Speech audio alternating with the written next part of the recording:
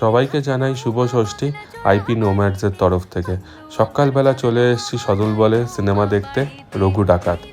সিনেমাটা দেখার অনেকদিনই ইচ্ছে ছিল, ট্রেলারটা দেখে বেশ ভালোই লাগলো সিনেমাটা। তারপরে আমরা চলে এলাম উৎসবের পুজোটা খুবই সুন্দর হয়, আর এখানে আমরা প্রত্যেক বছর এসে থাকি।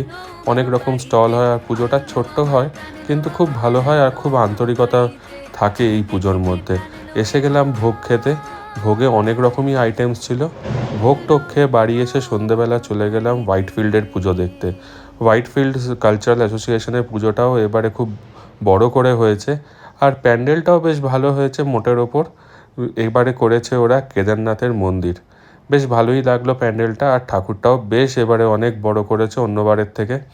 তারপরে পেট পুজোর জন্য খেয়ে নিলাম একটু চাউমিন, আর শেষটা ইন্ডিয়ার উইনিং শট দিয়ে খুব ভালোই কেটে গেল দিনটা।